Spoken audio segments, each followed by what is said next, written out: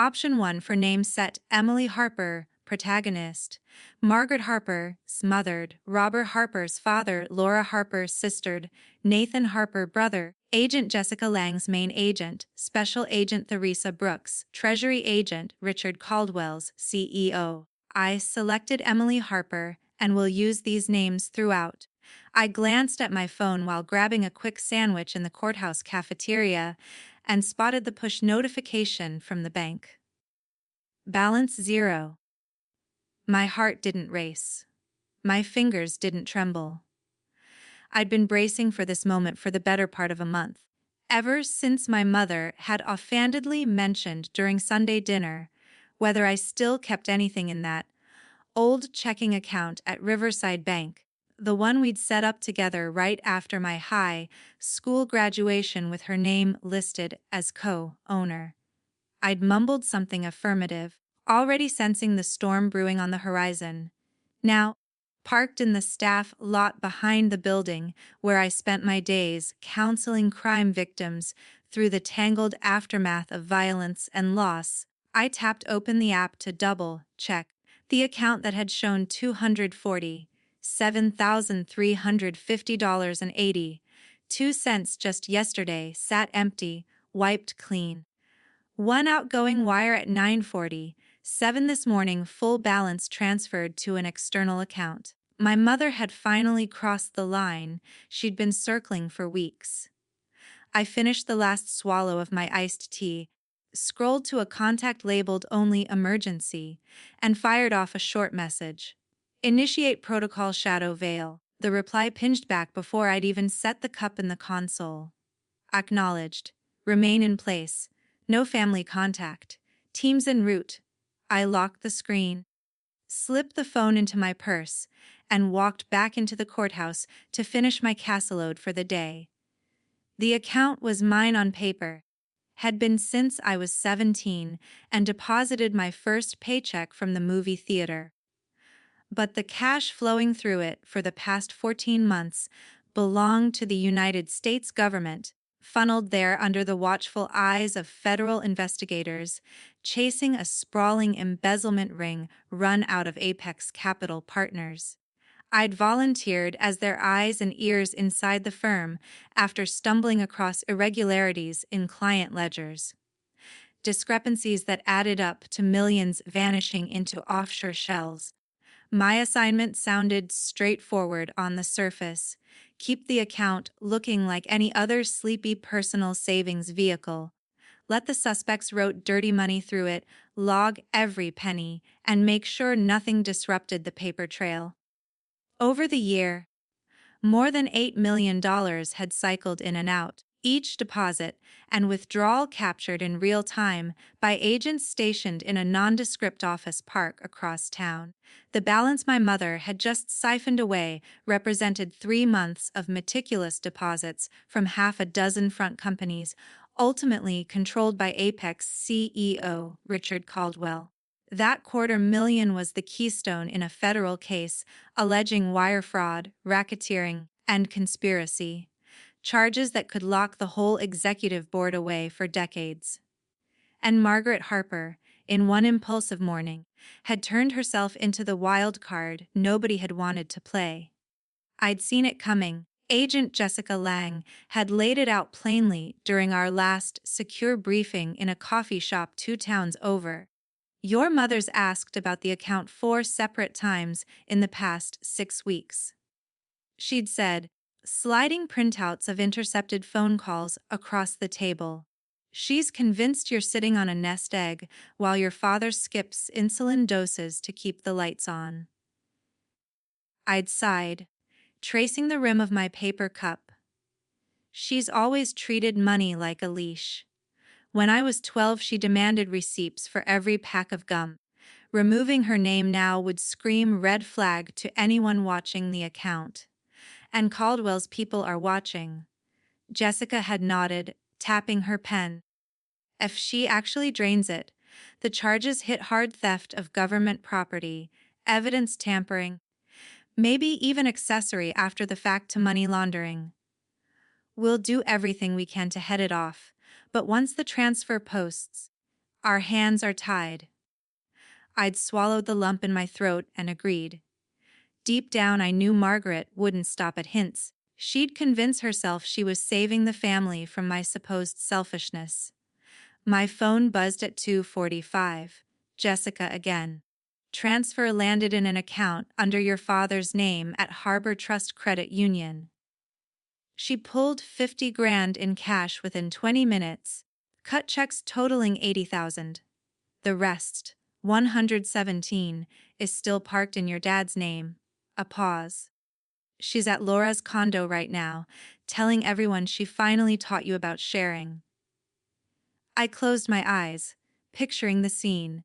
Margaret waving the bank slip like a victory flag, while Laura clapped and Dad looked relieved for the first time in months. Dad already paid 15,000 toward his hospital balance. Jessica continued. Laura accepted a 25,000 check for getting back on her feet. Nathan probably has the other cash bundle. They're all accessories now. Even if they didn't know the source, I asked the only question that mattered. Timeline. Warrants drop within the hour. Treasury's locking the credit union account and dispatching recovery teams. Stay dark. I powered through 3 victim intake interviews that afternoon, nodding in all the right places while my mind replayed every conversation I'd ever had with my mother about boundaries. At 4:30 my phone erupted. Laura, Dad, Nathan, Laura again. I let every call roll to voicemail. Laura's first message was bewildered. Mom's acting weird, says something about your savings. Call me. The second, 20 minutes later, cracked with panic. There are agents here with badges and search warrants. They're saying Mom stole government money. What is happening? Dad's voice trembled through the speaker. Sweetheart, men in suits just took our laptops. They say Margaret committed a felony. Please pick up. Nathan's was pure fury. You set her up, didn't you? She's in cuffs because of whatever game you're playing with the feds. I saved each one, evidence for the file, and kept working. At 5:15 an unknown number flashed. I answered on the third ring. Emily Harper. My mother's voice came sharp and small, the way it used to when she caught me sneaking in after curfew. I get one call and I'm wasting it on you. Explain. I drew a slow breath. Hi, Mom. Don't he me. I'm in a holding cell. They claim I robbed a federal probe. That money in your account was evidence. Silence stretched between us like a wire about to snap. Yes, I said finally. I've been cooperating with Treasury for 14 months. Every deposit was tracked. You moved $247,350.82 of tagged evidence this morning. She laughed, a brittle sound. You're punishing me because I taught you responsibility. I'm not punishing anyone. I warned the agents you might try this. They offered to scrub your name from the account. I told them it would look suspicious after 15 years. We left it open, hoping you'd respect the boundary. This isn't a joke, Emily. They're talking decades. It's not a joke. You committed 3 felonies before noon. Theft of government property, obstruction, money laundering. Intent doesn't erase the statutes. I could hear her breathing hitch. Fix it. Tell them I'm your mother. I can't. The U.S. attorney doesn't negotiate with family ties. You stole evidence in an active Rexo case. A guard's voice cut in. Time's up. She managed one last plea. Emily. I ended the call, set the phone face down, and stared at the stack of victim statements until the words blurred. Jessica and a stone-faced woman I never met arrived at my apartment just after 6:30. The stranger introduced herself as Special Agent Theresa Brooks, Treasury Criminal Investigation Division. She laid a thick binder on my coffee table like a surgeon prepping for amputation. Walk through time, Ms. Harper. Your mother is processed into 18 U.S.C. 641 1519 and 1956. Statutory max adds to 50 years, but guidelines put her in the 15 to 20 range for a first-time offender. The IUSA wants blood because the theft forced us to accelerate disclosure of your CI status. She flipped pages. Your father and sister accepted proceeds without knowledge of the source. Civil forfeiture will claw it back. Criminal exposure unlikely. Nathan spent 15 grand before we froze everything. Wage garnishment incoming. The unrecovered 25,000 gets tacked onto restitution. I asked about next steps.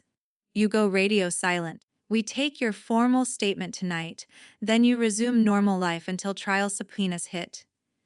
Jessica's eyes softened. I'm sorry, Em. She rolled the dice. I nodded, throat tight. She always thought the house rules didn't apply to her. The arraignment unfolded the next morning in a federal courtroom that smelled of lemon polish and anxiety. I watched the live feed on mute in my office between client calls. Margaret stood in an orange jumpsuit 2 sizes too big, hair pulled back severely, pleading not guilty in a voice that barely carried. Her public defender argued good faith belief in joint ownership. The prosecutor countered with printouts of 6-figure wires from Cayman shell companies no reasonable person could mistake for a coordinator's salary. Bail was set at $500,000, unreachable with the house underwater and Dad's accounts frozen. Margaret was remanded. Laura left 17 messages that day, escalating from confusion to hysteria. I finally picked up on the 18th. She's our mother. She's a defendant who stole evidence. She thought she was helping Dad's diabetes bills. She helped herself to $250,000 without asking where it came from. I make 52 grand before taxes, Laura. 6-figure deposits aren't overtime. Laura sobbed. Dad can't afford his meds now. The government will negotiate repayment. He used stolen funds. That's the consequence. You could have locked her out of the account. I could have, and the entire Apex case collapses because the account suddenly looks curated. I chose the investigation. She chose theft. Laura's voice turned to ice. I hope you sleep at night. The line went dead. Local news picked up the story 48 hours later. Suburban mom charged in federal evidence heist. Ran above a grainy booking photo of Margaret, looking every day of 62. The anchor explained joint account law to a primetime audience, while a legal analyst warned that maternal instinct was not a get-out-of-jail-free card. Online forums lit up. One camp painted Margaret as a desperate parent. The other pointed out that desperation doesn't launder money. I stopped reading after the first wave of strangers debated whether I'd orchestrated a familial hit job. Nathan showed up at my door 8 days later smelling of cheap whiskey and desperation. I kept the chain latched. 5 minutes. State your business. Bail's down to 100 grand. We're short. Chip in. Pass. She's our mother. She's a felon who implicated all of you. Return the 15 grand she handed you. I needed rent. You needed Gamblers Anonymous. The feds will garnish until it's square. His fist hit the doorframe. You're enjoying this. I'm surviving it. Go home, Nathan. The hallway swallowed his footsteps. Treasury's recovery team worked like surgeons. Within 10 days, every dollar was mapped. 50,000 cash. 35 to Nathan, 10 to Dad's pharmacy, 5 unaccounted and presumed spent on groceries, 80,000 in checks. 25 to Laura, stopped. 35 to Margaret's church, reversed it. 20 to Nathan, frozen. The remainder seized from Dad's account. Total reclaimed 222,000. The missing 25,000 became Margaret's debt. Her attorney floated a plea, 10 years, full restitution plus 73,000 in investigative costs. Margaret rejected it, banking on jury sympathy. Jessica warned me the strategy was doomed. Bank records didn't care about maternal tears. I testified in the Apex trial first. 3 weeks on the stand walking jurors through spreadsheets, recorded calls, and the exact moment Richard Caldwell instructed an underling to park 25 clean in the Harper girls account. She's too junior to notice. The panel returned guilty verdicts in 4 hours. Caldwell drew 23 years, his lieutenants scattered between 8 and 15. Apex dissolved, victims compensated, and I quietly received a whistleblower check for $2.1 million, 15% of recovered assets. The irony tasted metallic. Margaret's trial felt like an afterthought. The same evidence that convicted Caldwell now framed her crime in neon. Prosecutors projected the wire confirmations on a courtroom screen the size of a billboard. Defense counsel summoned character witnesses. Laura tearfully describing Dad's insulin rationing, the church pastor praising Margaret's charity. Cross-examination shredded the narrative. None of them had asked where a victim. Services coordinator suddenly banked 6 figures. Deliberation lasted 1 commercial break. Guilty across the board. Sentencing arrived on a slick February morning. The gallery overflowed with reporters and rubberneckers. Margaret shuffled in shackled, orange fabric swallowing her frame. The judge's voice carried the weight of finality. Mrs. Harper, you undermined a 2-year probe for personal gain. Remorse noted, but impact governs.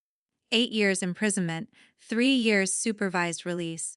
Restitution $320,350. Margaret's knees buckled. Bailiffs caught her. Dad's animal keen echoed off marble walls. Laura buried her face in Nathan's shoulder. I sat 3 rows behind the prosecutor and felt the temperature drop 10 degrees. Appeals crawled through spring and summer. Every challenge failed. Margaret was shuttled to FCI Alderson in West Virginia, a low-security campus ringed by razor wire and Appalachian hills. Dad refinanced the house to cover the first restitution chunk. Laura and Nathan enrolled in payment plans that shaved 20% of their monthly income. I wired an anonymous trust through my attorney to clear Dad's mortgage and pay 5 years of medical co-pays. Laura sniffed out the source anyway. Her text arrived at 2 a.m. Blood money. I left it on read. I visit once a year on Margaret's birthday. The first trip she wept into her prison blues, apologizing in loops until the guard tapped his watch. Year 2 she hissed accusations across the scarred table. Year 3 she counted ceiling tiles and asked about Dad's blood sugar. Year 4 she looked smaller, voice softened by routine and regret. Laura's expecting. I offered. Margaret's eyes glistened. Boy or girl? Girl. She picked Margaret for the middle name. A long silence. You forgive me yet? I studied the lines etched around her mouth. Ask me when the gate opens. 4 more birthdays, she whispered. We sat until the buzzer, 2 strangers bound by biology and consequence. People still corner me at parties or support groups, hungry for the salacious footnote. Was 8 years cruel for a grandmother who thought she was Robin Hood? I tell them about the retiree who lost her dead husband's pension to Caldwell's shell game. About the single dad whose college fund vanished overnight.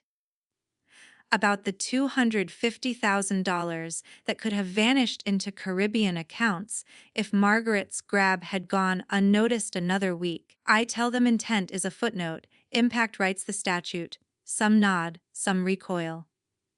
Both reactions fit inside the same cracked frame.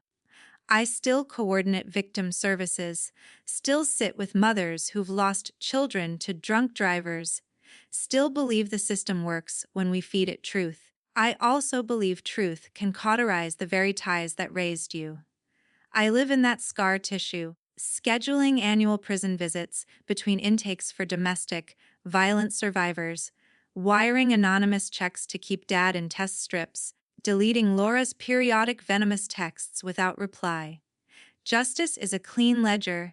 Family is a balance sheet that never zeroes out. Some evenings I walk the riverfront and watch barges push cargo upstream, slow and deliberate. I think about the morning I texted, "Initiate protocol Shadow Veil," and wonder if I could have chosen differently. Locked the account, confessed everything at Sunday dinner, watched the Apex case collapse and Caldwell walk free. I think about Margaret's trembling hands when the judge pronounced 8 years and wonder if maternal love has an expiration date on accountability. Both questions circle without landing. The choice crystallized years ago in a fluorescent, lit conference room when I signed the CI agreement, and again in my courthouse parking space when I hit send on that text. Consequences don't pause for sentiment, they accrue interest. Margaret will walk out in 4 birthdays if her health holds. Dad's diabetes is managed. Laura's daughter will never know her grandmother as anything but the quiet woman in visitor room photos. Nathan attends meetings and pays $20 a week into a garnishment account. I bank the whistleblower money, fund scholarships for fraud victims, and keep my own accounts under my name only. The ledger balances more or less. The family ledger never will. I protected evidence. I protected strangers I'll never meet. I watched my mother handcuffed to protect a principle larger than Sunday dinners and matching Christmas sweaters. Some mornings the trade feels noble. Some nights it feels like amputation without anesthesia. Both truths coexist in the space between courthouse corridors and prison waiting rooms, between vindication and the echo of a gavel that still rings in my sternum. Justice served. Family fractured. The scales don't tip, they simply record the weight.